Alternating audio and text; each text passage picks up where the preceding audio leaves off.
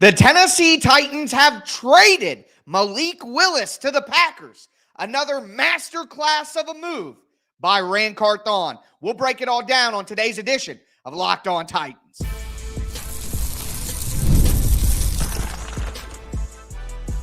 You are Locked On Titans, your daily Tennessee Titans podcast, part of the Locked On Podcast Network, your team every day.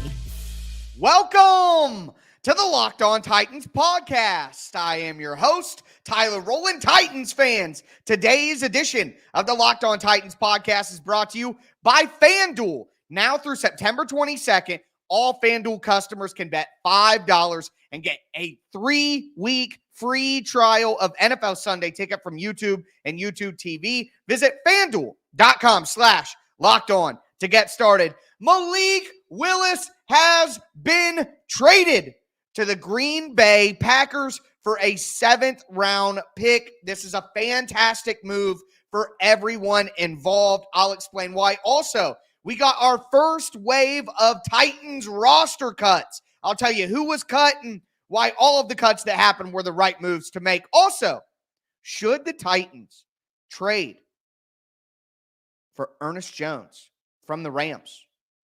We're going to talk about that and a lot more. Before I get into it, I do want to thank you for making the Locked On Titans podcast your first listen each and every day. Remember, Monday through Friday, Tennessee Titans content all year round, always for free. You're not going to beat that anywhere else. Make sure that you get subscribed, stay subscribed. It's your team every day here on the Locked On Titans podcast. And speaking of every day, shout out to my everydayers out there tuning in Monday through Friday. Couldn't do it without you guys. Remember, tomorrow is roster cut down day. I'm going to be going live, talking about all the cuts that happened, where the Titans roster is at. Then, of course, we got to get into some predictions. Going to do my season wins prediction here soon. Going to talk superlatives, like who the MVP will be, who the defensive player of the year will be, all that different stuff. So a lot of great content coming your way. And then next week is game week, folks. So make sure that you get subscribed, stay subscribed. But this trade, just an excellent move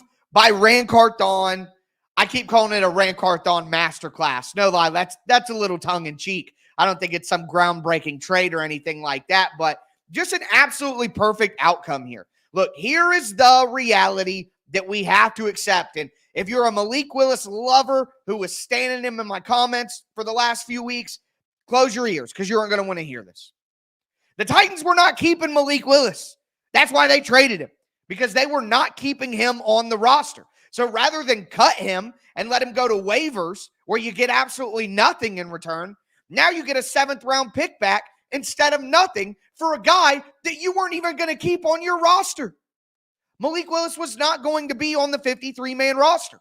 So to get something back for Malik Willis, that in itself is an incredible move by Ran Carthon. Yes, 3rd-round pick a couple years ago. You're not getting a 3rd-round pick back.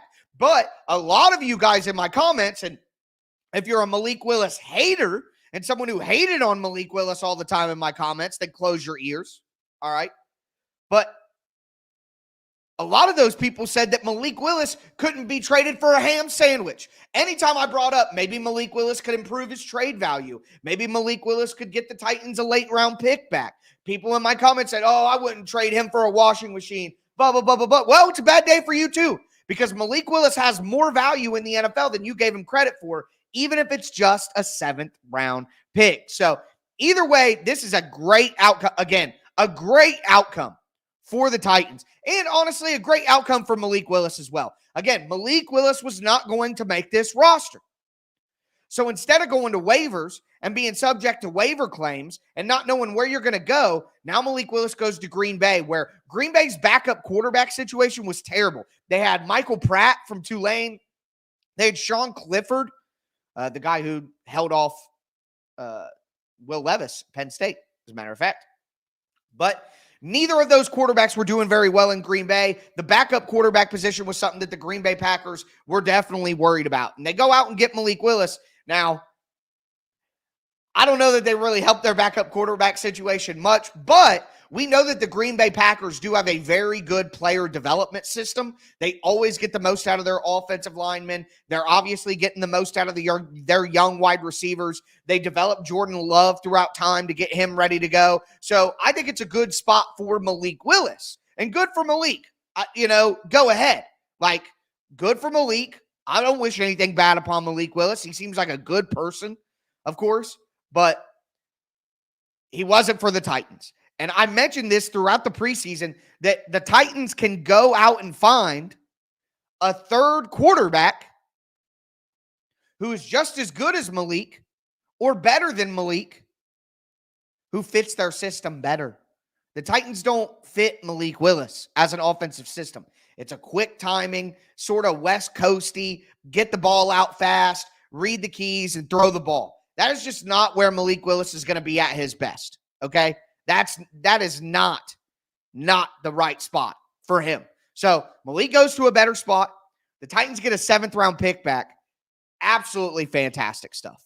Absolutely great trade by Ran Carthon. And now the Titans have an extra 7th-round pick, which maybe they can flip for a different player.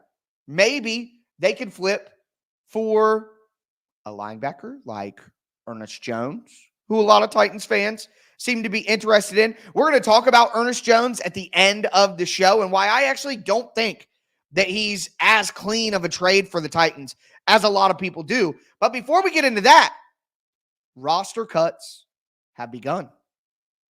The Titans hit their first wave of cuts. I'm going to tell you who was cut, why it was the right move. Man, I'm just so excited about this trade, though.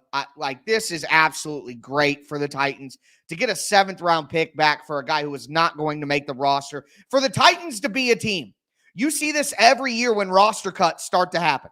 Every year when roster cuts start to happen, you see players who other teams are interested in get flipped for late-round picks. I so desperately wanted the Titans to be one of these teams that not only would engage in those type of trades to collect draft capital, but would have players available that other teams wanted to give them a chance to do that. So just a great trade by Ran Carthon, a 7th-round pick in 2025 for Malik Willis, who was not going to make this roster. Good for Malik, great for the Titans, great job by Ran Carthon. Let's talk about the first wave of roster cuts, and I'll tell you why the Titans shouldn't trade for Ernest Jones at the end of the show. We'll get into that before we do, though. Do want to let you guys know that today's episode is brought to you by FanDuel Sportsbook. You've heard us talk a lot about FanDuel, America's number one sportsbook. Got to throw that in as well.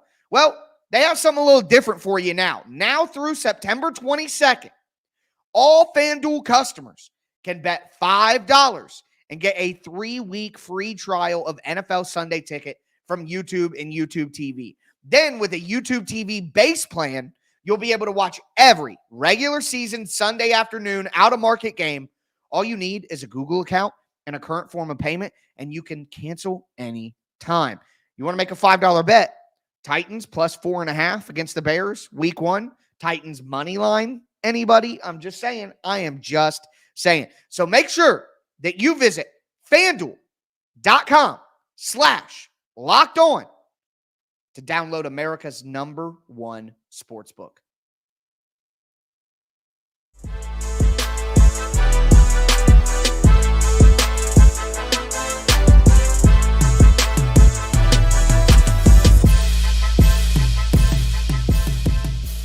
Titans fans, let's continue today's edition of the Locked On Titans podcast. Malik Willis was traded to the Green Bay Packers. A great move all around. Great for the Titans. Good for Malik Willis. Really like that move. I'm giving the move an A. Let me know your grades down below. What grade would you give the Malik Willis trade? I'm giving it an A. To get any pick back for Malik Willis with what he's shown the first 2 years of his career, to get any pick back for a guy that you weren't going to keep on your roster anyway, that is a great move. A great move by Ran Carthon. But this wasn't the only move that Ran Carthon made on Monday. The Titans roster cuts have officially begun, okay? we got roster cuts that happened on Monday, and none of the names, if we're honest, none of the names are very surprising at the end of the day. Tackle Brian Dooley. Dooley was the last guy on the depth chart on the offensive line. He would come in at the very end of the preseason games, like mid-fourth quarter. He was clearly the lowest man on the totem pole. Now, I'll say this. Getting to participate in an NFL training camp and playing NFL preseason games, that's awesome. But Brian Dooley might have trouble getting on a practice squad or, continuing his career. It's going to be tough. It's going to be tough. Also, cornerback Tay Gowan. Gowan was another guy who he's a veteran player, not like he's got a ton of experience, but he's been in the league. He's not a rookie. That's my point. He's a veteran player, but he was behind Gabe Judy Lawley, and he would come out with the last set of cornerbacks, him and Robert Javier. Like, we knew that Tay Gowan wasn't going to make this roster all along, and the fact that he was getting played below players that are younger than him, not a great sign for the former draft pick. That's all I got to say about that. Also, linebacker Malik Jones. The Titans just got him last week when they had injuries to Cedric Gray. So Malik Jones was only with the Titans for a cup of coffee. No surprise that he was cut there. Now, the biggest name that was cut that people might recognize is outside linebacker Thomas Rush. Rush was an undrafted free agent the same time as Caleb Murphy. Last year, they came in together. He was from Minnesota. A guy who had good versatility. I thought at one point in time during the summer that Thomas Rush might have a better chance to make this team than Caleb Murphy. Well, that was obviously not the case, okay? Rush has more versatility than Caleb Murphy. Like, he's better at dropping back into coverage. Probably better against the run, I would say, too.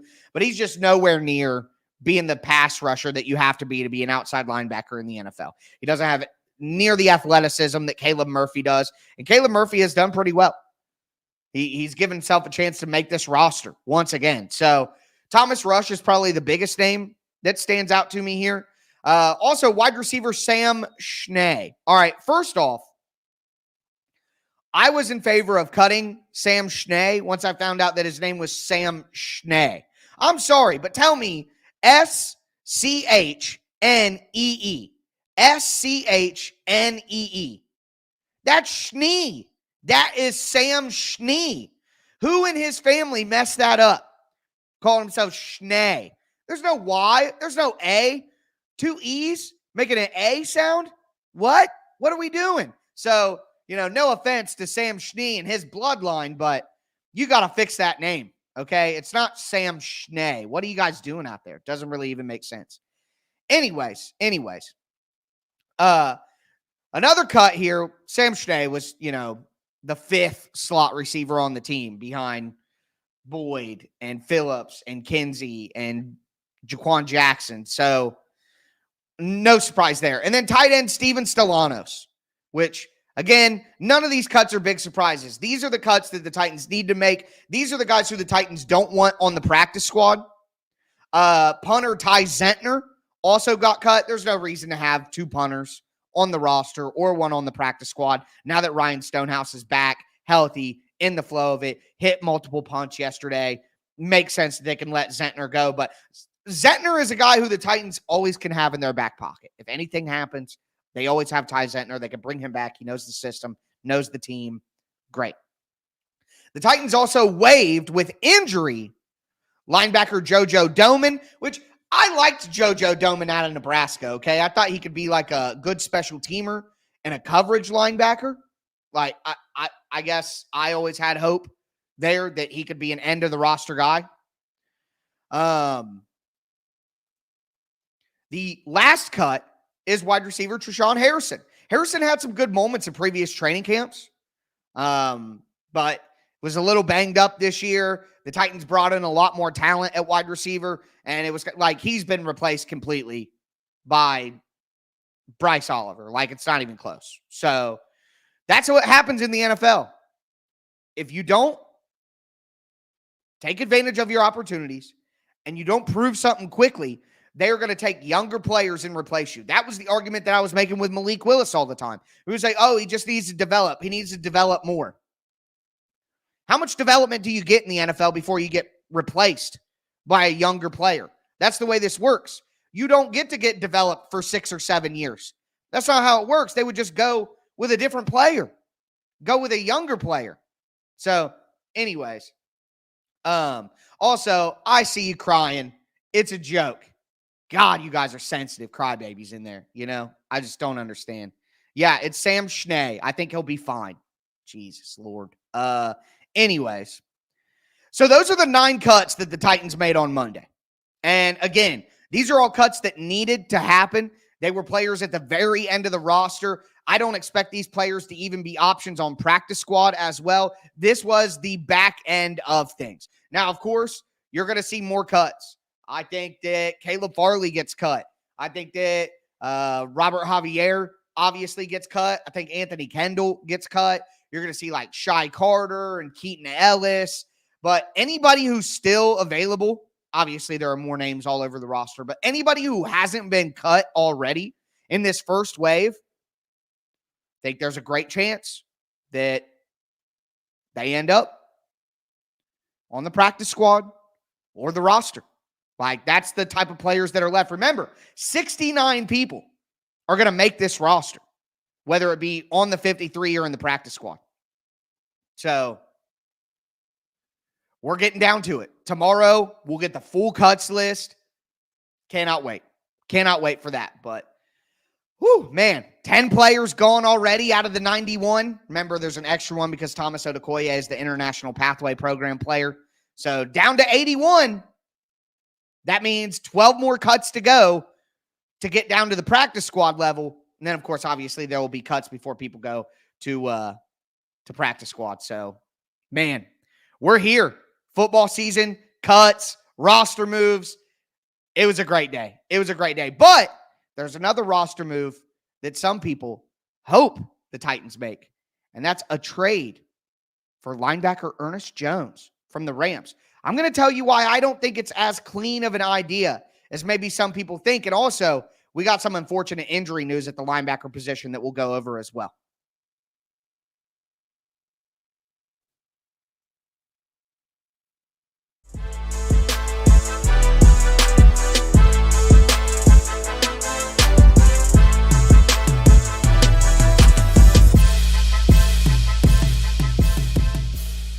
Titans fans, let's cap off today's edition of the Locked On Titans podcast. Talked about the Malik Willis trade, talked about the cuts that the Titans made on Monday.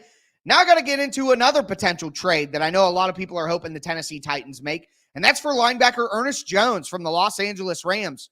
I'm going to talk about what it would take, but also tell you why I don't think it's as clean of a trade as maybe people think. So before I get into that, I do want to thank you again for making Locked On Titans your first listen each and every day. Now go listen to Locked On Fantasy Football. It's that time of year, folks. You need to get the best daily insights, the best fantasy draft strategies so you can win your league this season. Find Locked On Fantasy Football down below in the description as well, so you don't even need to search, but of course it's on YouTube, all your podcast platforms. It's Locked On Fantasy Football, part of the Locked On Podcast Network, your team every day. So Ernest Jones, linebacker from the Los Angeles Rams, saw a report over the weekend that he officially requested a trade. I also did see Ernest Jones himself tweet that he never actually requested a trade. So, but you know how that works, guys. The player didn't request the trade. It was his agent. So the player can go on social media and say, I never requested a trade. Well, yeah, you didn't personally, but your agent did. Like, to me, I mean, you're lying. You're telling the truth, but you're lying about the reality of the situation. But anyway, Ernest Jones is a good player. He's in the last year of his contract as well. So last year, Ernest Jones had 145 tackles, 5 sacks as a middle linebacker. And he had a forced fumble. Again, going in the last year of his contract, $3.1 million. All right. So let's go over the pros here. The pros, it's another linebacker. The Titans need some linebackers. Why? Because Chance Campbell is out for the year with a torn ACL. Unfortunate news for Chance Campbell. He'd been playing lights out in the preseason. but he will be out for the season with the torn ACL. Not only that, but Cedric Gray has nerve issues. Brian Callahan said on Monday that Cedric Gray's injury, his shoulder injury, is nerve-related. Ooh. Never want to hear nerve issues. That is not good. So with Cedric Gray hurt, and who knows the timetable, Brian Callahan didn't give one. And with Chance Campbell out for the year with an ACL tear, to me, that leaves a fifth open spot at linebacker. So from a roster standpoint, getting a guy like Ernest Jones makes sense. All right? That makes sense. Also, from a monetary standpoint, you could say, hey, it's a one-year contract, $3.1 million. That's affordable. The Titans don't have to take on a bunch of money. That makes sense too. But I would also look at it this way to go with some of the cons here. It's only a one-year contract. So the odds are that you trade a pick for Ernest Jones and then he leaves as a free agent next year. Now, maybe you get a compensatory pick back, which replaces the pick that you lost when trading for him. It would be in 2026, but maybe I get that argument. But at the same time, you may be trading a pick for a player that you only rent for a year. And I don't know if that's a smart move for where the Titans are at as a team. Okay? Also, this is my primary concern. Ernest Jones is a blitzing linebacker. Now, I know what you're saying. The Titans need blitzing linebackers. Look at Kenneth Murray. Look at Otis Reese. Look at James Williams. Correct. I agree. But the two inside linebacker positions are different. Okay? I heard, I believe it was Coach Mack talking about this one time, that the two inside linebacker jobs are different, and they look for different skill sets for the two linebacker spots. You have your take-on linebacker, which is Kenneth Murray. He's your hammerhead shark. He's the one who blitzes up the middle. He's the one who takes on the lead blocker in the hole and blows him up, which allows the other linebacker to come over and make the tackle. You have your strong side linebacker, who is your take-on backer, and then you have your weak side linebacker, who is more of your tackling, sideline, rangy guy. Ernest Jones is a hammerhead shark, just like Kenneth Murray, just like James Williams, just like Otis Reese. So you can trade for Ernest Jones, but the problem is that he's not going to be as good in the Jack Gibbons spot. He's not that. He is what you would want Kenneth Murray to do. He is what you would want Otis Reese to do. He's what you want James Williams to do. So if you trade for Ernest Jones, you're not going to get the most out of him unless he plays Kenneth Murray's position. So that's why I know that a lot of Titans fans saw that Ernest Jones was available and he is a good player and his skill set would fit with one of the Titans linebacker spots. But the problem is his skill set is similar to Kenneth Murray's. And I don't know if he would play as well and you would get as much value out of him if he played the Jack Gibbons spot. So that's one thing to consider. Look, I'm not totally against the trade. If the Titans wanted to make this trade with the Rams and go get Ernest Jones, then I would understand. I wouldn't bemoan them for it. You know what I mean? I wouldn't hate the move. But I also just think that there are schematic things at play that make Ernest Jones not as great of a fit for the Titans as it maybe seems, because they already have players with that type of skill set already set in their roles. Again, I don't think that Ernest Jones would be in the Jack Gibbons role. I think he would need to be in the Kenneth Murray role. And then why did you sign Kenneth Murray? So to me, it doesn't make a lot of sense. And you guys know, I'll repeat this again. My philosophy on the linebacker position, I treat it like running back on defense. I want to put my money in the secondary. I want to put my money in the pass rush. And if I have a good defensive line and a good secondary, my linebackers will be fine. Again, I continue to reference the Kansas City Chiefs. The Chiefs don't have a bunch of expensive linebackers. The Chiefs took their linebackers Leo Chanel and Willie Gay. They're taking these guys in the mid rounds. So I didn't want the Titans to pay Azeez Al-Shire. Let him go. He's an average starter in the NFL. He's not special in any way. There's not a million, of course, but there's a ton of Azeez Al-Shires running around the NFL.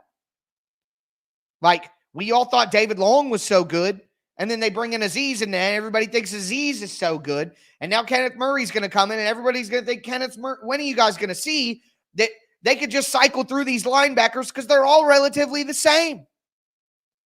None of them are playmakers. None of them are difference makers. They're just average starting linebackers. And you can get away with that if you have a good pass rush and a good secondary, and that's where I would spend my money. So I'm not somebody who wants to pay a linebacker a big contract. I'm not somebody who wants to make a trade for a linebacker with any pick of consequence. Okay? So that's just my philosophy.